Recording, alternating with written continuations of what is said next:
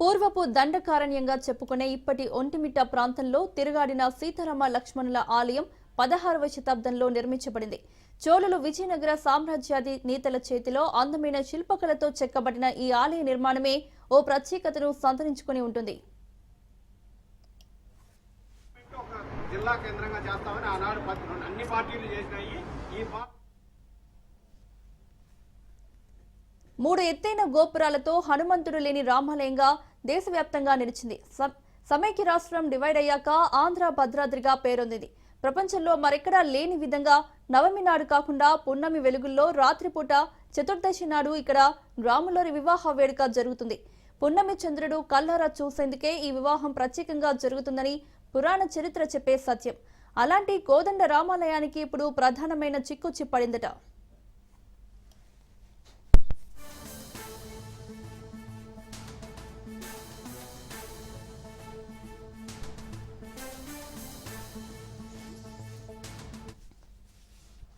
ఇన్నాళ్లు కడప జిల్లాలో ఉంటున్న ఒంటిమిట్ట ఇప్పుడు అన్నమయ్య జిల్లాలో కలిపేసింది రాష్ట్ర ప్రభుత్వం.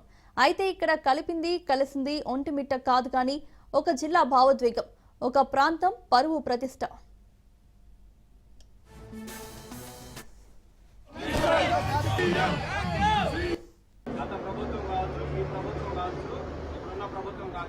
రాజంపేట కేంద్ర జిల్లాగా చేస్తానని హామీ ఇచ్చారు. దానికై అడిగి అప్పుకున్నది రాజంపేట జిల్లా కావాలని అడుగుతున్నారు. కడప జిల్లాకు భౌగోళిక పరంగా ఓ చారిత్రక నేపథ్యం ఉంది. అలాగే ప్రత్యేకమైన రాజకీయ వారసత్వంతో ముడిపడి ఉంది. అలాంటి కడప జిల్లాలోనే ఆంధ్ర భద్రాచలంగా బాసెల్లుతున్న ఒంటిమిట్ట కోదండరాముడు కొలువై ఉన్నాడు. అవిశ్రాంత పోరాటం చేస్తాము, అది అహింసా మార్గంలో చెప్పి ఈ సందర్భంగా తెలియజేస్తూ జేఏసీ పక్షాన మనమందరం సంఘటితంగా పోరాటి మన సమస్య పరిష్కారం చేసుకోవాలని చెప్పి ఇక్కడ నాయకులకు, కార్యకర్తలకు, ప్రజలందరికీ. ఒక ప్రభుత్వం తీసుకున్న నిర్ణయాలు మరో ప్రభుత్వం మార్పులు చేర్పులు చేపట్టే క్రమంలో ఏమైనా జరగచ్చు.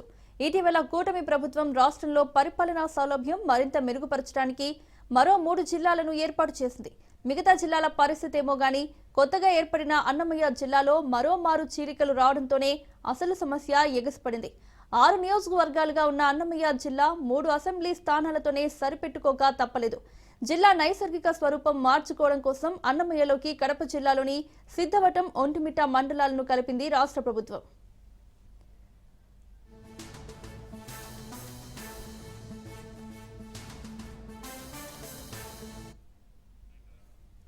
రాజకీయ నేతల స్వలాభం మాట అటుంచితే జనాలే స్వచ్ఛందంగా ఈ పోరాటాన్ని ముందుకు తీసుకెళ్తున్నారు.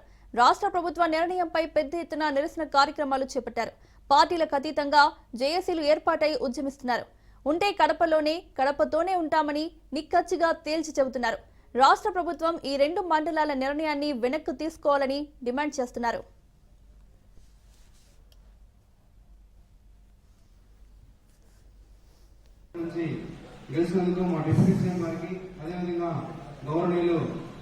ముఖ్యమంత్రి శ్రీ నారా చంద్రబాబు నాయుడు గారు ఇక్కడికి ఎలక్షన్ ప్రచారంలో వచ్చినప్పుడు రాజంపేట కావచ్చు, రైల్వేకోట కావచ్చు, ఖచ్చితంగా రాజంపేట జిల్లా కేంద్రం చేస్తామని చెప్పి ఒక మాట అయితే ఇచ్చారు. కావున మనం రైల్వేకోట నుంచి రాజంపేట నుంచి తప్పకుండా మన కుటుంబ సభ్యులాగానే ఒక కుటుంబం మనం తెలుసుకునే ఏర్పాటు అయితే ఒక కార్యక్రమం అయితే చేద్దాము. వాళ్ళు కూడా చెప్పడం జరిగింది, ఈయన మంత్రిగా ఉన్నాడు కాబట్టి మంత్రులతో మాట్లాడి చేశాడేమో అనుకుంటారు. అది తప్పు. ఏదైతే మన ప్రాంతానికి అర్హత ఉందో ఆ అర్హతను మనం నిరూపించాం కాబట్టి ఈ రోజు రాయచోటి కేంద్రంగా ఉండడం జరిగిందని నేను సభాముఖంగా తెలియజేసుకుంటున్నా. అలాగే చెప్తున్నాం, మన రాయచోట్లో ఎక్కడ లేని విధంగా నేషనల్ హైవే కనెక్టివిటీ ఉంది. ఈ ప్రభుత్వం అయిన తర్వాతే ఏదైతే కడప నుంచి రాయచోటికి 45 కిలోమీటర్లు ఉందో ఆ 45 కిలోమీటర్లు గోల్ చెరువు దగ్గర సుమారుగా 1890 కోట్ల రూపాయలతో డబుల్ లైన్ టన్నల్ కూడా శాంక్షన్ చేయించడం జరిగింది. ఆ టన్నల్ యొక్క ఫారెస్ట్ క్లియరెన్స్ వచ్చిన తర్వాత అది కూడా 4 లైన్లు ఏదైతే సౌకర్యం కల్పించాలో అది కూడా ఏర్పాటు చేసేదానికి సిద్ధంగా ఉన్నది. అలాగే కడప రాయచోటి మదనపల్లి, రాయచోటి పీలేరు ఈ 4 రోడ్లు కూడా ఈ 3 సంవత్సరాల్లోనే 4 లైన్ చేసుకునే విధంగా ఈ రోజు ఎన్హెచ్ అధికారుల దగ్గర సంప్రదించడం జరిగింది. ఇవి కూడా 3 సంవత్సరాల్లో పూర్తి చేసుకుంటాం. ఇలాగే చెప్పుకుంటూ పోతే రాయచోటికి అర్హతలు ఉన్నాయి. రాయచోటి పట్టణానికి అభివృద్ధి చేసుకునేదానికి ఒక అవకాశం ఉంది. కాబట్టి ఈ రోజు మనకి ఈ అవకాశాన్ని పైనున్న పెద్దలైతేనే ఆ దేవుని సహకారంతో ఇక్కడ నిలుపుకునేదానికి ఒక అవకాశం వచ్చిందని మీ అందరి ముందర తెలియజేసుకుంటున్నా.